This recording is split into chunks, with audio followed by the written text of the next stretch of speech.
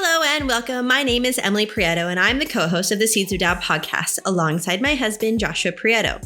We're also the co-owners of the Seeds of Tao education platform, an incubator for regenerative entrepreneurs. If you're new to the podcast, this is a podcast for impact entrepreneurs creating regenerative enterprises. We often get asked what exactly a regenerative enterprise or impact entrepreneur is. So if you're wondering, a regenerative enterprise builds triple bottom line profits through the practice of ethics and principles that lead to a more inclusive, fair, and balanced economy. Impact entrepreneurs, or regenpreneurs, as we sometimes like to call them, are those willing and able to take on the financial and personal risks of starting and building regenerative enterprises. You'll get to know exactly what all that means as you join us for this and future episodes, but know that we welcome everyone to join us as we work to build regenerative economies together. That's exactly why we are here doing what we do at Seeds of Tao. Our mission is to help establish regenerative economies in every bioregion by serving individual regenpreneurs like yourself. In this podcast, you'll hear the startup stories in all their glory from impact entrepreneurs all over the globe. You'll learn and grow the skills of building a regenerative enterprise from your peers, mentors, and leaders. Finally, we'll get to know each other as you engage in the podcast and join the wonderful Regenerative Business Economies Network, aka RegenBen, an open community where peers, colleagues, funders, allies, and supporters of regenpreneurs come together to build the regenerative economies of the future. Join us every month for a wonderful episode as we collectively move beyond sustainability and into our regenerative future. It all starts now.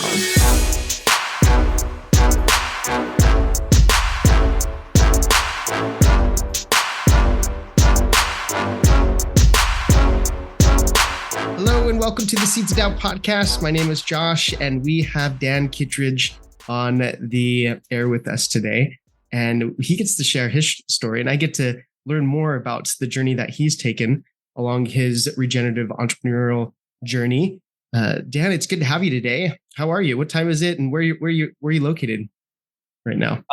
Good to be here. It's 11:30 in the morning. And I am at the BFA's office, which is a nice little, I'm not sure how old this house is, probably 20s, little 3-bedroom house with a barn and 5 acres in central Massachusetts, about 10-minute drive from my farm.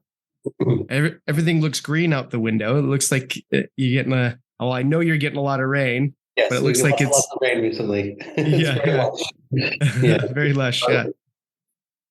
Yeah. So, we love to start the podcast, just get to know you a little bit by understanding how you woke up this morning. What got you up this morning, first off, and then what gets you excited to do the work that you do? Ooh, what got me up this morning? What got me up this morning was thinking about this paper that I need to finish a final draft on. We've been working on the question of nutrient variations in food and connections to soil health and all kinds of things along that line. And we've got a paper that we're about to submit for publication, and it's in my my hands for this review stage that I'm committed to having being done by tonight. So that's what I woke up was I have to get that paper done. My edit's done tonight. So you're getting it off to an editor then, and this there's a couple different authors, right? There's a PI, and then there's whatever it's called. You got 3 or 4 names on there. So the primary writing has been done by the PI guy that we've hired to be the writer. But then now each of us who is also on there has to do an edit and review it, make sure we feel good about it, send it back to everybody else. And so, it's just being an author. I've always wanted to, and I plan on being an author at some point, but it seems like it's always a big undertaking. And I'm sure, is this your first time kind of getting your work into a book? This would be peer review published paper, like a scientific paper. Okay. Not a book. Yeah. Okay. I've had a book contract for like 8 years or something. That's been an even longer process. You're right, I'm sure. Delinquency and not getting it completed. I do hope to have it out by next spring. Looks like I'll be able to do that. But Yeah. It's always something more important to do than write, as far as I'm concerned. You got the kids, got the farm, got a phone call, got, emails to do. Like sitting down and writing is just I'm not that good at. It gets put on the back burner. Yeah, I'm sure. Yeah. Yeah. Yeah. I think that goes for anybody that's doing as many things as you are. You have two organizations that you're working on. Tell us about your work. What gets you excited to do the work that you do? And then, tell us more about that work. What gets me excited about it? Well, I think the idea that I could have some meaningfully positive effect on the world is what gets me excited. The Bionutrient Food Association is the nonprofit that I helped establish, and now I'm the executive director of. We're founded in 2010. The work is primarily focused on, we say increasing quality in the food supply is the objective, and by quality we're talking about flavor and aroma and sort of nutritional value. And the idea is that effectively a lot of what's available in the sort of supply chain is relatively poor nutritionally compared to what it could be. As before you get into processing, obviously after you process things, it gets in many cases much worse, but just the raw milk or the raw meat or the raw grain or whatever it is, blueberries, apples are generally, in the 20th or 30th percentile of what they could be from a nutritional standpoint. And so there's a connection between nutritional deficiencies and chronic disease. And there's a connection between crops that have low levels of nutrients and soils that are not functioning well. And so our thought is if we can create a reality where people can choose the best carrots or the best milk or the best meat off the shelf from a nutritional standpoint, that'll not only have positive health impacts for them, but also beneficial impacts for the soil, because the only real way, it seems like, to grow food that's nutritious is through a well-functioning biological system, which sequesters carbon and has, good ecosystem function and generally better farm viability because of decreased cost of production and all kinds of other things. So, nutrient density is a term, sort of like a little handheld meter that you can flash a light at a carrot and it'll give you a reading in real time is the sort of the concept. And so we've been working on it for, 15 years plus or minus. And,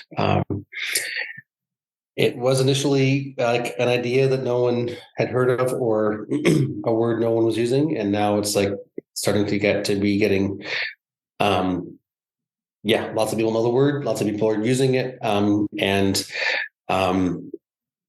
The bigger industries and governmental agencies and sort of zeitgeist with nutritionists and health medicine is starting to come around to these concepts. The climate change, climate activist, sort of regenerative ag community. People are starting to say, hey, this food being more nutritious thing could be a high ground around which a bunch of different, apparently disparate allies could coalesce. So definitely. It does feel exciting. It feels a bit big and grand. No, it does, because when I think of it, I'm always thinking of, when I go to the farmer's market or I grow something from the garden and I share with a friend, I'm always like, doesn't that taste so much better? And you're always like trying to talk it up, but you don't really have the number behind it, or the quantify, like, this is actually better than what you're getting, because you've done your research and you understand, and the listeners here are all of the same understanding as well. And so, but it's hard to quantify that and to actually make something of it for the farmers, for the people that are eating the food. I mean, there's so many different connection points, even to our culture, right? To be able to understand what it means to have a more bionutrient food in our bellies and in our homes, right? So I appreciate the work. It's very exciting for me just to listen to what you're doing, and it's been a long endeavor. It sounds like, so 15 years, you said, working on the organization Bionutrient Food Association and the Bionutrient Institute. did that come later or was that Yeah. first? So, I mean, it started off as a real food campaign, I think is what we called it in '08. And that was a project of a group called Remineralize the Earth. I was the executive director of a group called Remineralize the Earth. And then started giving courses, and sort of broadened the topic beyond just minerals, but to the air and water and biology and stuff like that, food. So yeah, I mean, I think I started learning about these ideas in '05, '06 at the Acres conferences, and BRICS was a topic I'd been unaware of. That was like, I was like, what? Yeah. It's amazing. Why have I not heard about this? Why does nobody talk about this? Like, to measure plant health in vitality in real time, and so be able to proactively monitor and manage, for pest and disease pressure, et cetera, but also like, an empirical metric to see where this carrot sits in the continuum.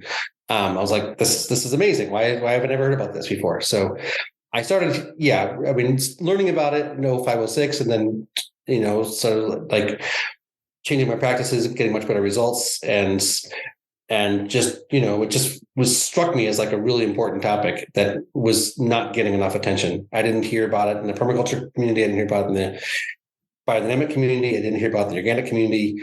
No one was talking about like the actual quality of the food you're producing and like some empirical assessment of it. Everybody kind of wanted to think that their stuff was better. The organic people are pretty sure their stuff is better, and the permaculturalists know they're better, and the biodynamic people are damn certain they're better. So, like, why do we need to test? Because if we don't want to test and find out that we're not, so we're just gonna act like we're assume that we're better. As long as we all tell each other we're better, then that must be make it true. So, but yeah, what I found as an organic farmer is that my BRICS readings were not particularly high. And producing crops that get to an excellent on that BRICS scale is like quite difficult.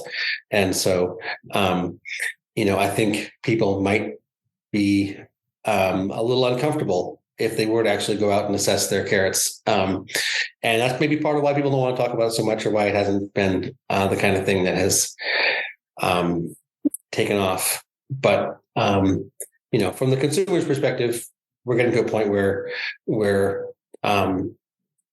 chronic disease and things like that are just becoming so prevalent that people, I think, like really want. They will go out of their way for food that's better because they understand the implications for themselves and their families. It's quite significant. So, yeah, it's a process, but they've been working on it for a while, for sure. Yeah. Let's kind of dive into your journey. This podcast, we really explore the kind of entrepreneurial aspect of starting an organization, whether for profit or nonprofit. And I know that it is a journey often, and sometimes we stumble upon it. Sometimes it's very intentional in the way that we get involved in the organizations and start and run and manage them. But I really want to get to know your journey, Dan, and what led you to really starting and kind of founding this. Where did it all begin, and kind of take us towards where you're at now, and share that journey with us. We'd love to hear. Okay. Well, I grew up on an organic farm, so that sort of lifestyle was, that's how I was brought up, on a homestead. And my parents ran an organic farming organization, so I had that context of living on the land, being raised on the land, and also having a nonprofit being run out of the house. So the fact that I've ended up there, probably has something to do with the fact that was what was modeled for me. I did do a bunch of questing, soul searching, traveling the world in my teens and 20s. Worked on farms all over the world and spent some time up in the Himalayas, and was an activist on various topics. Was aware of what seemed to me to be a number of like serious issues out there with politics and economics and media and everything else. And this was the 90s, and pretty much there wasn't a lot of there wasn't a big social movement, right then and there. It was Clinton was president, and things were doing well, and you get a job and make plenty of money, and there wasn't a lot of what it was right after the Soviet Union collapsed. So this is the beginning of our unipolar moment, and people were pretty complacent, I felt like. But I was pretty sure some things were wrong, and like things were heading in the wrong direction. And I was like, and like they needed to be changed, and we needed a significant change. We didn't just need to do a little bit of, marching in the streets about that or this, but like, systemic shift. And yeah. So studying, learning, sort of questing, exploring, practicing, getting more context and perspective. And then, at some point I got married and wanted to start a family, and had to get more practical about life. And I had been managing my parents' farm in the summertime and traveling the world in the winter, doing whatever I was doing that year, whatever I was passionate about. But I hadn't. I was working 20 hours a week, 6 months of the year for $7 an hour, my parents' farm, right? And that was like enough. I need to. I'm not gonna spend my life working. I got more important things to do with myself. But then when I was like, okay, I want to raise a family, then I was like, okay, I actually have to be able to pay bills, and I can't just be basically a bum with a backpack. And so, that's when I got serious about being a farmer, because that was the only thing I'd ever really done professionally, was manage my parents' farm. But when I tried to do it myself, I realized that I didn't have the skills or capacity to make a go of it. Like a lot of farmers, have to have a second person in the family having a day job or whatever, because they can't make a living off the farm. And that was what really got me down the rabbit hole, was realizing that pest and disease pressure were pretty significant issues for me in my ability to produce a crop. And if organic was better, then why were my plants always being decimated by insects and disease? Because that certainly isn't happening in nature, and nobody's doing much work at all in nature, and at least not much human work. But everything seems to grow just fine without any fertilizer, without any hassle, And I was like, maybe just because we're not using chemicals, doesn't mean that we're producing healthy crops. Maybe there's more to it than just not using chemicals. And so that's what got me to start reading books and attending seminars and conferences. And I'm not sure if YouTube existed back then, but if it did, it didn't have much on it. So most things were still done in the physical plane, with meetings in person and courses and conferences and books and stuff. I guess, some stuff was on the internet, but not like it is now. Anyway, as I started, learning and getting these better experiences and basically changing my practices as a farmer, like all of a sudden my yields went up, my pests and diseases disappeared, my cost of production went down, economic viability went up, and I was like, oh my God. And the bricks was going up, and I was like, so if you work with nature, then you sequester carbon and you reverse chronic disease and you make more money as a farmer, and you suck the life force out of agribusiness and pharmaceutical industry, and then therefore the farm bill. And I was like, wait a minute. So basically, systemic solution here is high quality food. If we can organize around high quality food, that will do a lot to create a world that we want to see. And I would say even on the sort of the deeper aspects of consciousness and coherence and things like that, when you eat more well, you're more attuned to your higher nature, and you're more likely to be a better person, perhaps. Not that that's all there is to it, but eating junk and feeling crappy usually doesn't bring out your best self. So Yes. like if we want to talk about, just like something that can be done that is actually quite meaningful, organizing around the quality of the food seemed to me to be a leverage point that had a lot of potential, and I didn't see anybody else out there doing. So I guess that kind of what my story got me to answer the question.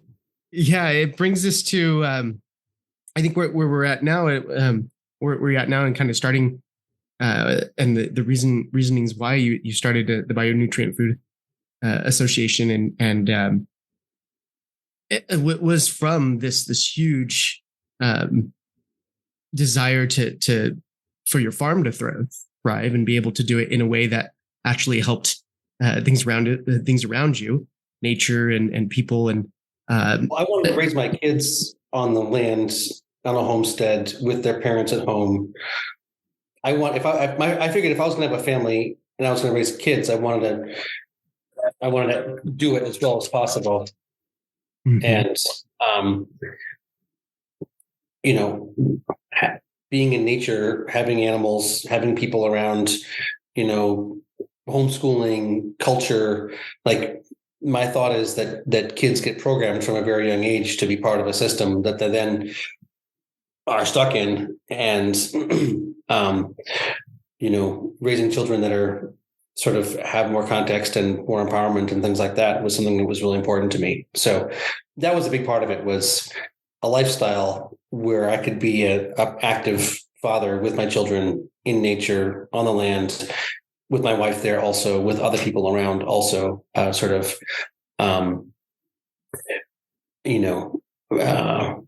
more whole. I mean, I would say, I'm not too judgmental, but sort of an integrated sort of life. I feel like I didn't want to have a job, work for a company, come home at night, send the kids to daycare. That was not.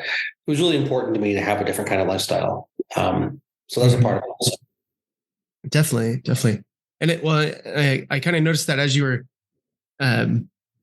you got to live that life from a very young age as well. And so I kind of want to explore that a little bit further. What was it like growing up on a organic farm in what year would have that been, in the 80s and 80s? In the 80s? Because it didn't seem like there was a lot of that going on in the 80s. So yeah. I was the I like to say I was not that I'm proud of the fact, but the fact is I was picked after the girls in kickball at school. Not because I was bad at kickball, but because I was so much of so different from everybody else. We didn't have a TV, and my mother sewed our clothes, and we had, homemade, whole wheat bread and sprouts and homemade cheese on our sandwiches. And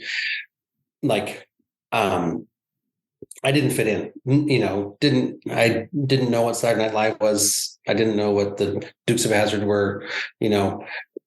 People talk about these things, but I had no context. So I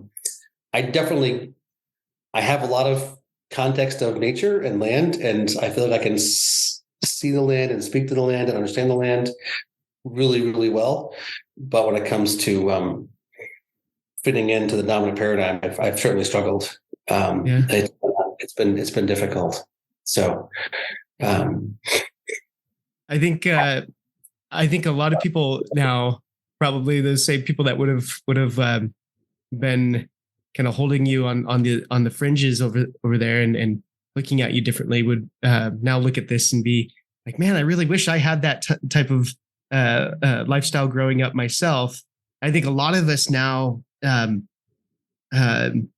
generation, our generation, is in that kind of same place where I know I grew up in the city. I grew in the suburbs, and I went to go start an off-grid homestead in Montana, being from Utah, Salt Lake City, watching the city just kind of expand outward into the valley, and all the farms get taken over by suburbia, and like wishing even though I grew up in suburbia, like wishing there was more farmland around me and wishing that I could have that type of lifestyle for my family.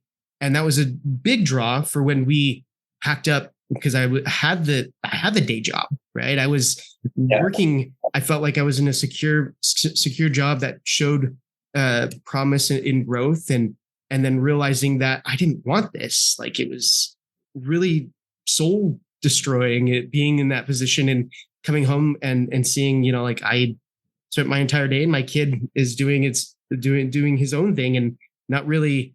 I feel detached from my family life, and wanting that kind of farm life or a life more centered in nature was something that was really I desired for, but couldn't figure out how to do.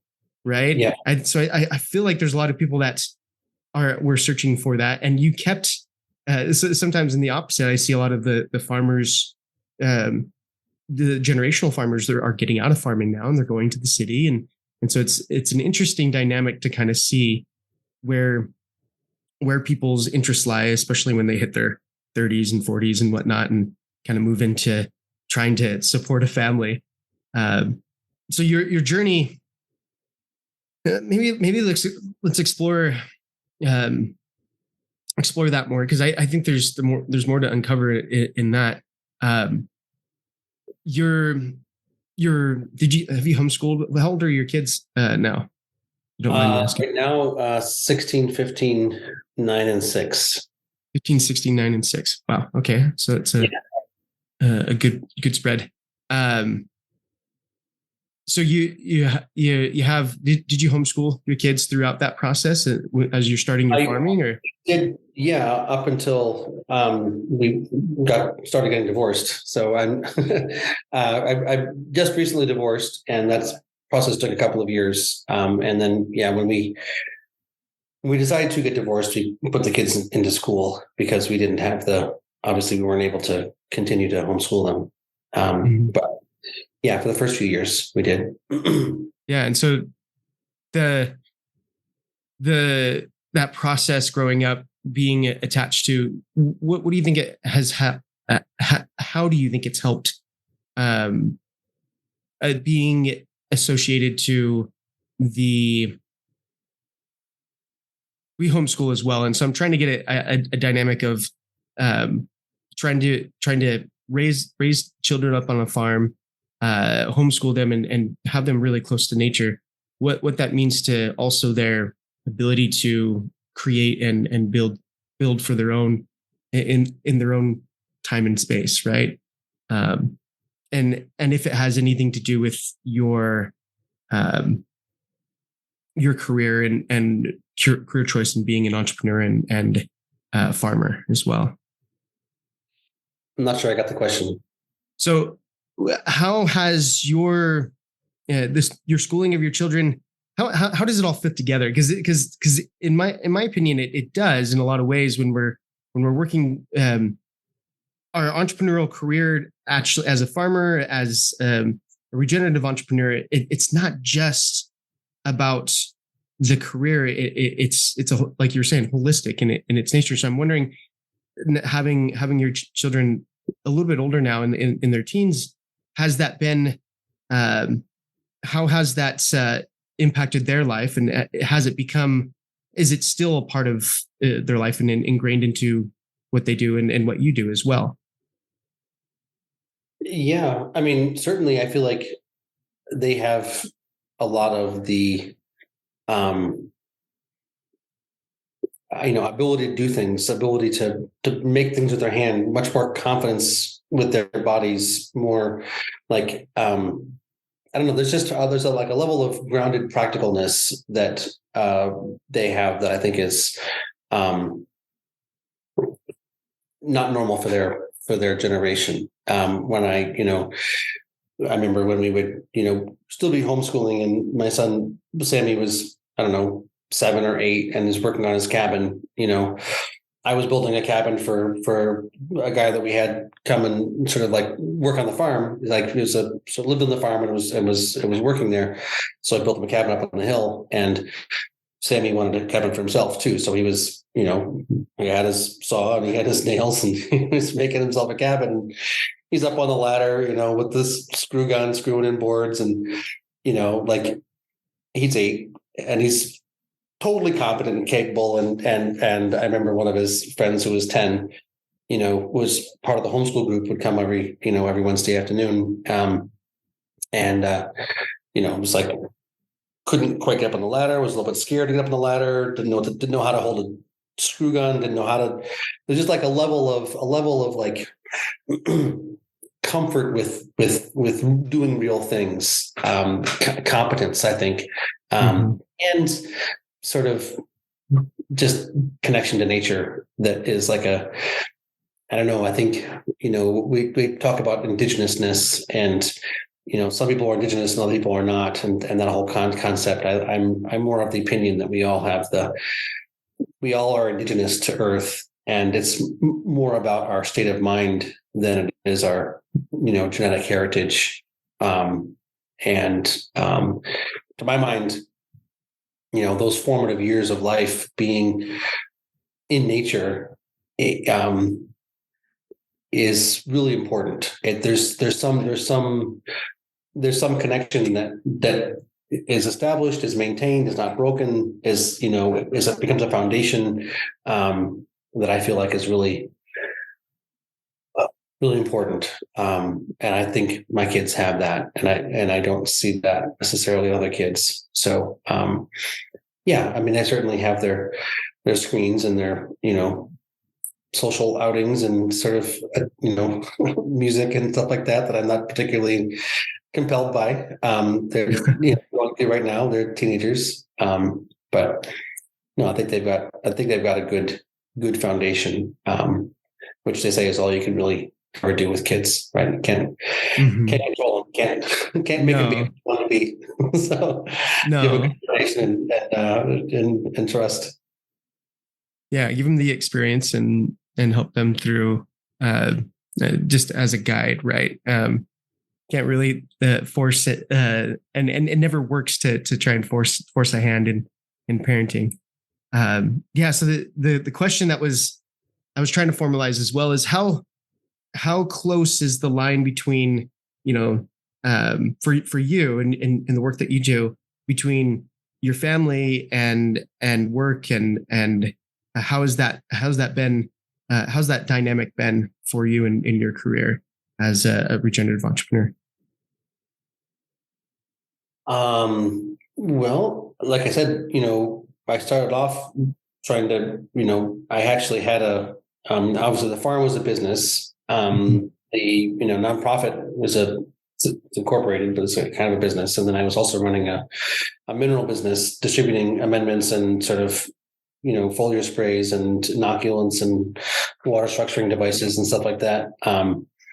So that was all, I was basically running the, organization. I had built an office upstairs in the barn. The mineral company was operating out of the basement of the barn. And then the greens business was, operating out of the house, or I guess you could say. So I was running three different businesses, making the majority of my money farming. But the nonprofit was pretty much certainly not paying much, and sort of living, working from home, homeschooling, and that was the model that I was feeling quite good about. But unfortunately, my wife and I were not compatible, and so we tried for a long time to make it work, but finally came to the conclusion it wasn't going to.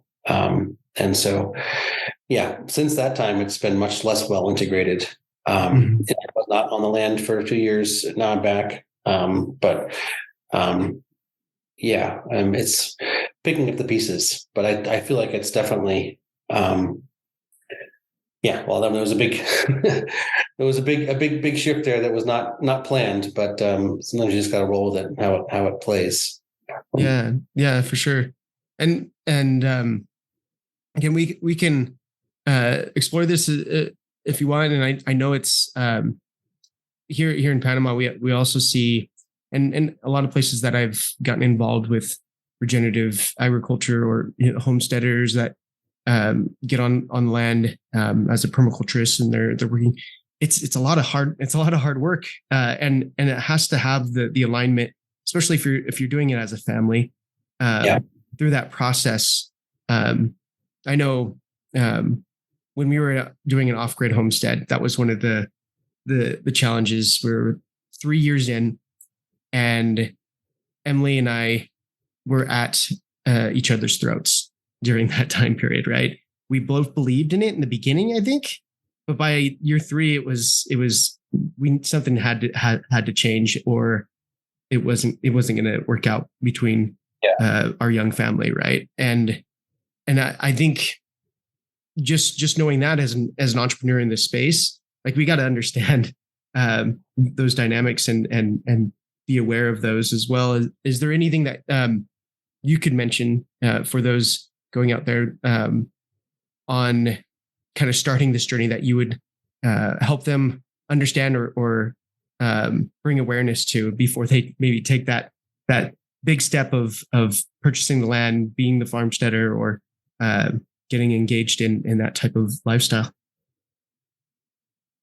Yeah. I mean, so not about necessarily being a regenerative entrepreneur, but being a homesteader, with specifically that component. Yeah. Well, I would say get your feet wet. Figure out what you're doing. I think for starters, figuring out how to live simply and inexpensively is foundational. So, like, while you still have your job and everything else, look seriously at your cash flow and what you spend money on, and if you're going to be living that simple life, you're not going to have the quantity of cash to be flowing through, probably, that you don't even think about and notice. So I personally, feel like I need very few things, and I'm happy to live a fairly simple life. I grew up that way, and I've been living that way a lot of my life. But I know for some people, it definitely, like, I've never had a new car, and I get my appliances on Craigslist, and furniture. Like, why buy new when used is just fine? As far as I'm concerned, it costs like 20%. But my stove and my fridge don't match, so, I think being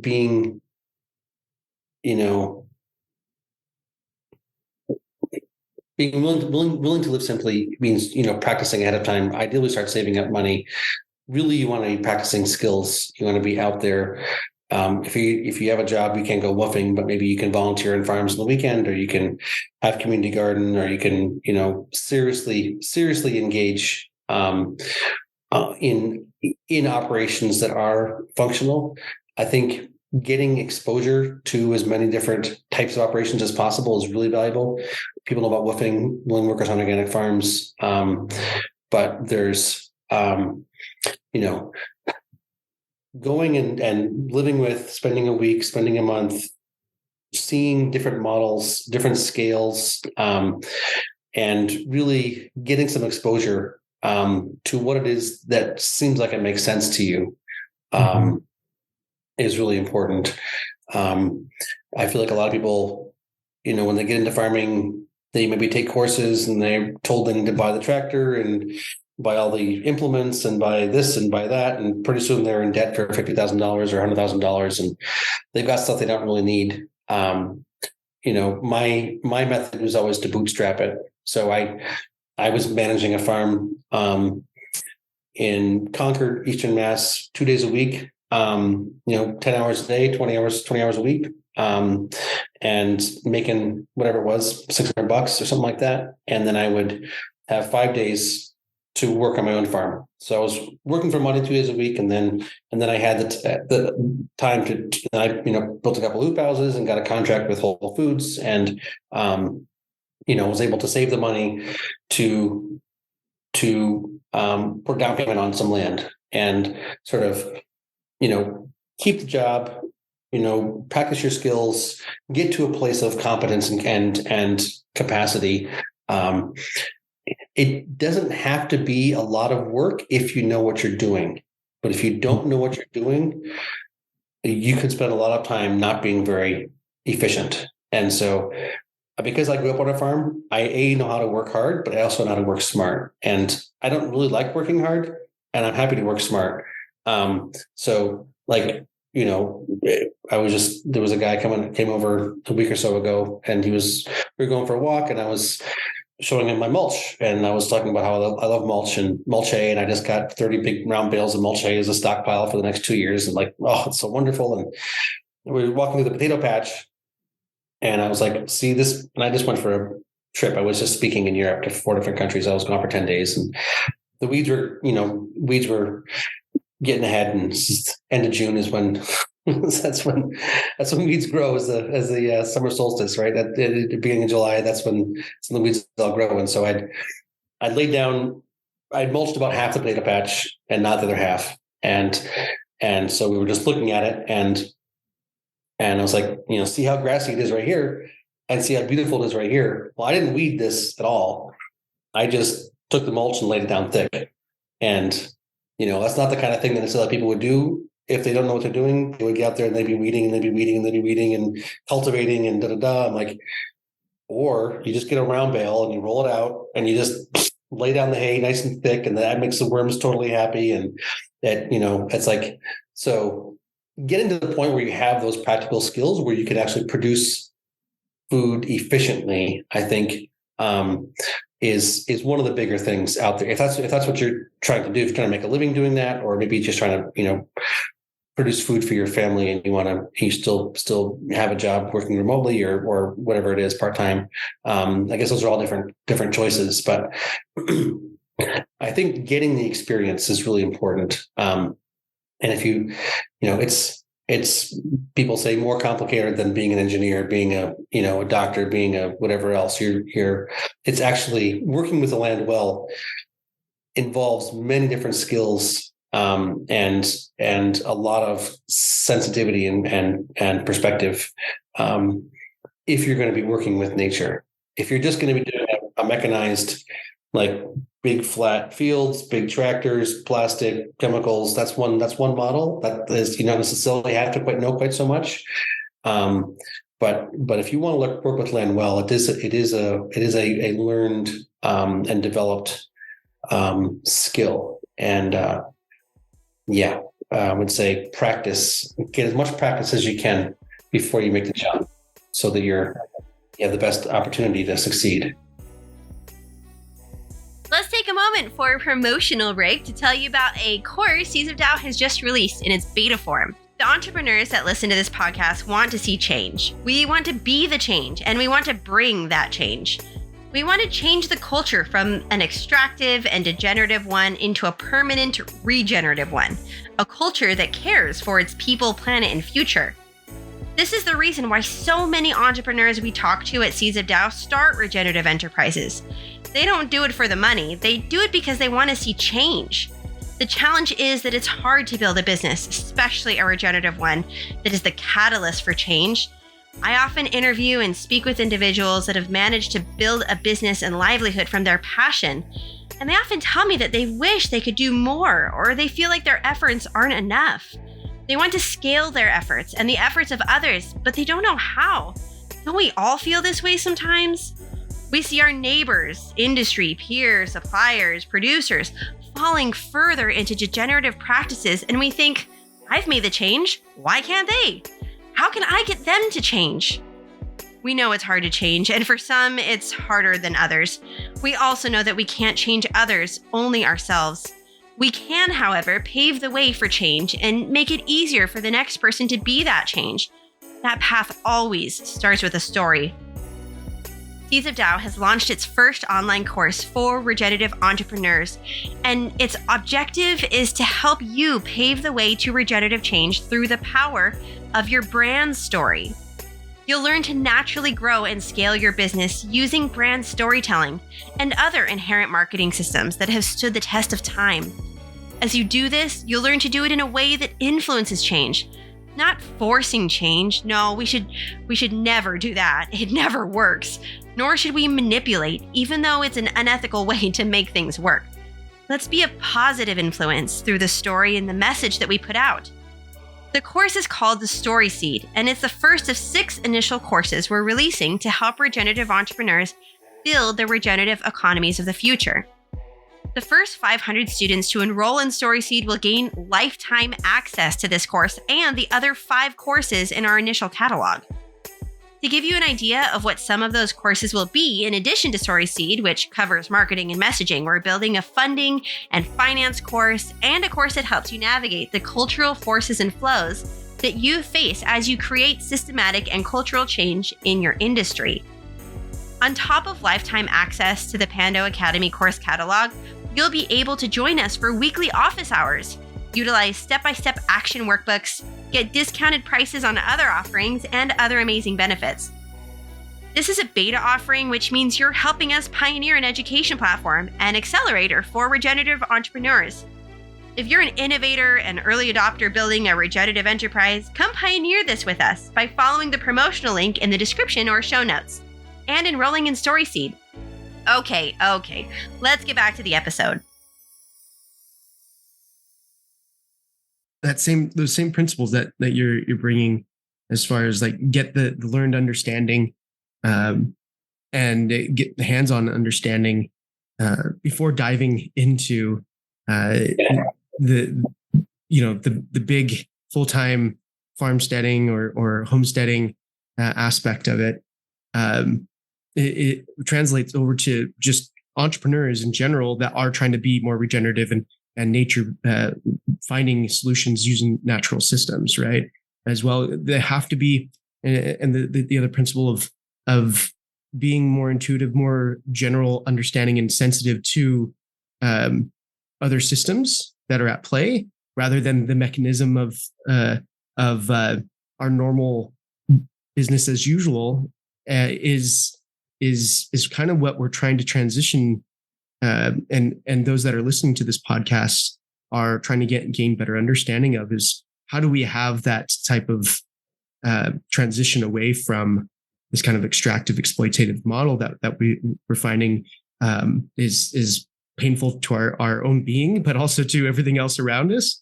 And so we're extracting away, or trying to remove ourselves away from that and into a different position. But what I'm getting from your story is that it's a process. It's a process that that slow and, that permaculture principle or whatever, that slow and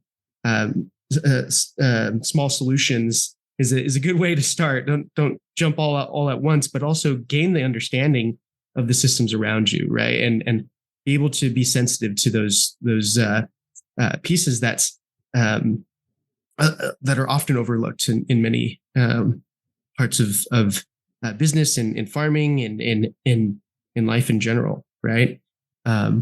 Is that for me that translates to entrepreneurs in general that are trying to transition away? Does that translate to you as well, as far as the homestead, farmstead principles? Yeah. I mean, I think bootstrapping is how I've done it. I basically don't spend money I don't have. So if I want something that costs $5,000 and I don't have $5,000, then I don't get it. So for me, that's been one of my basic principles, is like, stay conservative, keep building, but just going out on a limb and taking a big loan or making a jump to do something I don't understand, and hoping it's going to work, I think is not wise. So, I'm for me, I think it's really important that, I say occupy the land, sort of like, people are like, what do you want the world to look like in the future? I'm like, I want people to be on the land, in community, in culture, in symbiosis, living simple lives, at least many more people. I think there are people who want that and like, well, no, people want to live in the city. I'm like, well, if people want to live in the city, that's fine. But for the people that want to be in a closer proximity to nature and the earth and culture and community, I want to do everything I can to support them in that transition. And I don't envy people trying to get out of the city system, not having the experience of growing up on a farm. It's I think it takes some work, and especially with property values and everything else being what they are these days, like getting the tenure to the land, getting access to land that you can actually own is no joke. And so, thinking seriously about it, thinking systemically about it, seeing where you can find things that are undervalued, or, there are parts of the country, I'm assuming you're talking mostly to Americans, but there's other parts of the world as well. I mean, there are areas where land is actually quite relatively inexpensive. And there are areas where it's really hard to get your hands on land. And so, California, like people are like, I want to be a homesteader and I live in California. I'm like, well, why don't you think about somewhere else than California? Because I mean, I guess there's parts of the eastern part of the state where it's just desert. Maybe you can get land isn't that expensive, but then again, you're not going to be able to homestead very well in the desert, perhaps. But I think of Appalachia, whether you like living down south in Georgia and Tennessee, or you live in Maine and Vermont, all the way up all through Appalachia, Ohio and Kentucky. And, there's a lot of good land, nice, beautiful land that's not flat, that, doesn't have a lot of agricultural value, that is relatively inexpensive. And, it's just a question of, how far away from your family do you want to live, and, how big of a jump is it important to you to have, and things. I was lucky it was 2008 when we were starting to save money for a house, and we'd been looking for a couple of years, and there was a big economic crash. And so we got a place that was in very rough shape for very little money. And I was like, great, we got 8 acres and a house and a barn. What else do I need? And it doesn't cost much, and so being able to actually, have tenure, it was not in great shape at all, but now it's mine. And I've, because I've got those practical skills, I guess, I took something that other people would have said was a tear down and fixed it up.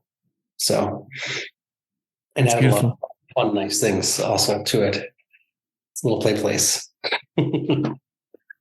Well, I've enjoyed your story, and I enjoyed getting to know you better as we've explored the different parts of your journey. We're kind of towards the tail end of this interview. I would love to end and have a small conversation around what you would hope these entrepreneurs that are they kind of run a varied background, right? So some are like me, where they lived in more suburban city dwelling, and want to kind of transition themselves into more regenerative, nature-based solutions for their business and for their family and for their livelihood. And then there's others that have kind of grown up in similar to you in the country, as a farmer, as someone that's been involved in this kind of organic and natural movement for quite some time. What would you hope entrepreneurs in this space would take away from your journey at this moment?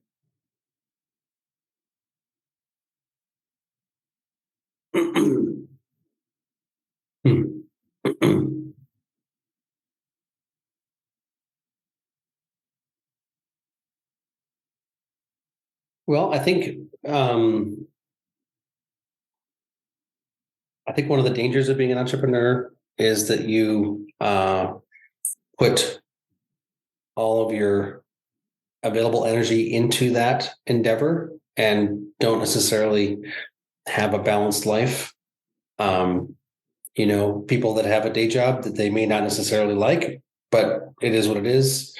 And, it's 5:00. Okay, going home, and the evenings with my family and the weekends with my family. And I try to find a job that I enjoy doing, but my whole life is in that job. I think sometimes people that are entrepreneurs, I can speak for myself. and in that way, was very focused on the work and, the vision and building the thing. And I don't think I was, as good as I wasn't as good at enjoying life and living life and having a balanced life. So, yeah, I'm not sure how that can be easily done necessarily. If I guess there's a deeper psychological and emotional like traumas and dramas that we all have that, cause us to act in one way or another. And like, I'm just going to stay busy and I'm a valuable person because I'm busy, well, maybe 30 years from now, you're still not going to love yourself because you haven't focused on it, because you haven't dealt with it yet. So I don't know. Yeah, I think it's great. I think it's great to have a vision and to be a creative and to, be independent and potentially, create work for other people that, where other people can make a living doing things that feels more in line with themselves. But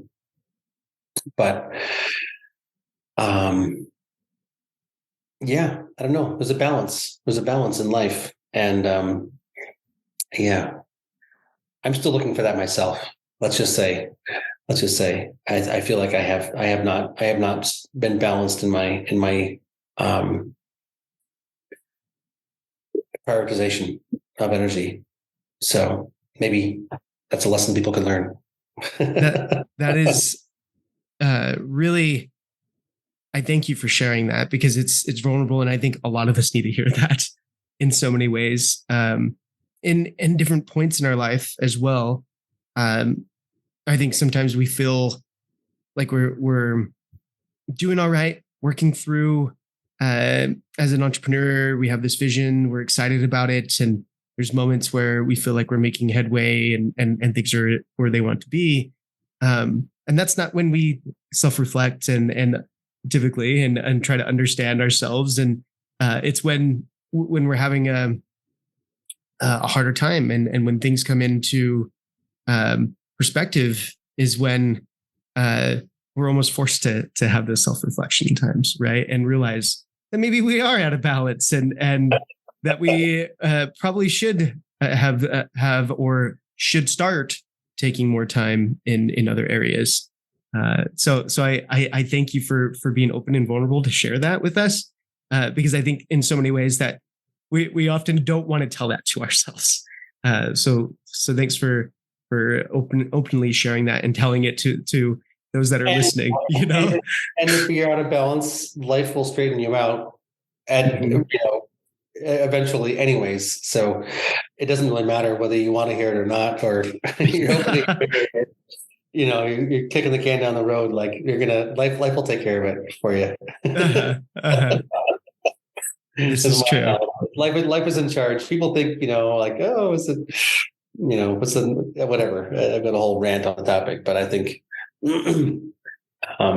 yeah, life is the paradigm we're living in. It's not a mechanistic paradigm. It's life, and it's very subtle and nuanced and profound. And it guides you too. You're shown what the right things are to do, and you're shown what the things aren't right to do, and you kind of know when you're doing something you shouldn't be doing, right? And that's just what it comes down to, is just following that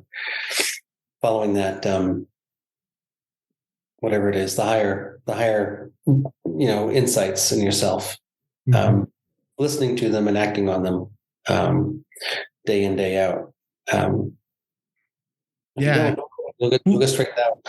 Who would ever thought that that's a part of being an entrepreneur, that we have to actually manage ourselves, huh? Yeah. So thanks again for taking your time today and sharing your journey with us. Any last words you'd like to share before we do the last little, how can we stay in touch with you, right? But any last words you'd like to share? No, this has been fun. I usually talk more about the specifics of the work I'm doing when I do presentations or these kinds of podcasts. This is fun fun to just be a person. I don't, nothing at the moment. It's coming to me. Great. Well, how can we stay in touch with your work? And we didn't get to explore a lot of the fun stuff about soil health and bionutrient and biodiversity in our foods and a lot of the work that you're currently doing. So how can we follow and get in touch with that work? And then we'd also love to have you again on the podcast for more of a master class sort where we talk and you're more in a teaching capacity there. The website is bionutrient.org. And then there's another one for the science side of the work, which is bionutrientinstitute.org. Most of our content, long form, is on YouTube. For 10 years, we ran conferences, and every presentation by every speaker was recorded and put up on YouTube. The work that I did just going around teaching this course called Principles of Biological Systems, which sort of was, my attempt at taking 30 years of farming experience and digesting it into 2 days of common sense, practical for somebody who wants to get into producing food. This is how nature works. That's also on YouTube. It's a 12-hour thing. So it's part 1, part 2, part 3, part 4. But a lot of people find that valuable. I don't do much with social media. But yeah, the BFA we've got channels, I think. I can't tell you what exactly they are, but if Instagram and Facebook. If you want to, get our newsletter and keep up to date with our work, go to the website and just give us your email. Yeah, I think I'm on your newsletter now, and I love the reports that you guys put together on BFA and